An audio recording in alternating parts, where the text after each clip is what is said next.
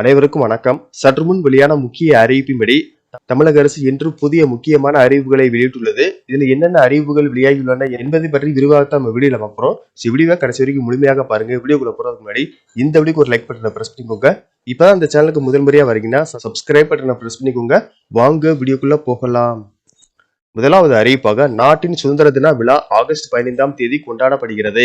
இதனை முன்னிட்டு அனைத்து பள்ளிகளிலும் சிறந்த முறையில் சுதந்திர தின விழாவை கொண்டாட வேண்டும். பிளாஸ்டிக் வகை தேசிய கொடிகளை கண்டிப்பாக விழாவில் பயன்படுத்தக்கூடாது. அதே போல் தேசிய கொடியை தலைகீழாக அல்லது கிழிந்த கொடிகளை ஏற்றக்கூடாது. இது சார்ந்த பள்ளிகளின் தலைமை ஆசிரியர்களுக்கு அந்தந்த மாவட்ட முதன்மை கல்வி அதிகாரிகள் தேவையான அறிவுரைகளை வழங்கி சுதந்திர தினத்தை சிறப்பாக கொண்டாட நடவடிக்கை எடுக்க வேண்டும் என கூறப்பட்டுள்ளது.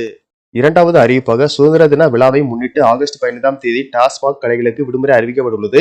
தமிழ்நாடு முழுவதும் இயங்கும் டாஸ்மாக் கடைகள் மதுக்கூடங்கள் அனைத்தும் கண்டிப்பாக மூடப்பட வேண்டும். இந்த உத்தரவை மீறி மதுபானம் விற்பனை செய்தால் கடுமையான நடவடிக்கை எடுக்கப்படும் என எச்சரிக்கை விடுக்கப்பட்டுள்ளது. அதே போல சம்பந்தப்பட்ட மதுபான பார்களுக்கான உரிமம் உடனடியாக ரத்து செய்யப்படும் எனவும் தெரிவிக்கப்பட்டுள்ளது.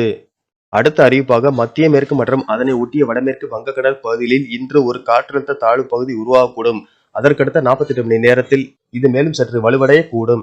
இதன் காரணமாக இன்று முதல் ஆகஸ்ட் 19ஆம் தேதி வரை வட தமிழகத்தில் ஒரு சில இடங்களிலும், தென் தமிழகத்தில் ஓரிரு இடங்களிலும், புதுச்சேரி மற்றும் காரைக்கால் பகுதிகளிலும் இடி மின்னலுடன் கூடிய லேசானது முதல் மிதமான மழை பெய்யக்கூடும். அடுத்த அறிவிப்பாக தமிழ்நாடு முழுவதும் வாரம் தோறும் நலம் காக்கும் ஸ்டாலின் முகாம் நடைபெறுகிறது. சனிக்கிழமை தோறும் முகாம் நடைபெறும் நிலையில் வருகிற 16ஆம் தேதி கிருஷ்ண ஜெயந்தி என்பதால் அன்றைய தினம் அரசு விடுமுறை என்பதால் வரும் சனிக்கிழமை நலம் காக்கும் ஸ்டாலின் சிறப்பு மருத்துவ முகாம் நடக்காது என மக்கள் நல்வாழ்வுத்துறை அமைச்சர் சுப்பிரமணியன் தெரிவித்துள்ளார். அடுத்த அறிவிப்பாக தமிழகத்தில் மீண்டும் பழைய ஓய்வூதிய திட்டத்தை அமல்படுத்த வேண்டும் என்பதுதான் அரசு ஊழியர்கள் ஆசிரியர்களின் நீண்டகால கோரிக்கையாக உள்ளது. இந்த நிலையில் தற்போது பழைய ஓய்வூதிய திட்டம் தொடர்பாக கூடுதல் தலைமை செயலர் சுகன்தீப் சிங் பேடி தலைமையில் குழு அமைக்கப்பட்டிருக்கிறது. இந்த குழு தற்போது அரசு ஊழியர்களை சந்தித்து ஓய்வூதியம் குறித்த ஆலோசனைகளை பெற இருக்கிறது. இதற்காக வரும் 18 மற்றும் 25ஆம் தேதியும் செப்டம்பர் மாதம் 1 மற்றும் 8ஆம் தேதியும் பல்வேறு அரசு துறை ஊழியர்கள் சங்கங்களை சந்தித்து பேச இருக்கிறது. இதை அடுத்து அரசு ஊழியர்கள் சங்கங்கள் தங்களது கருத்துக்களை தெரிவிக்கலாம் என அறிவிக்கப்பட்டுள்ளது.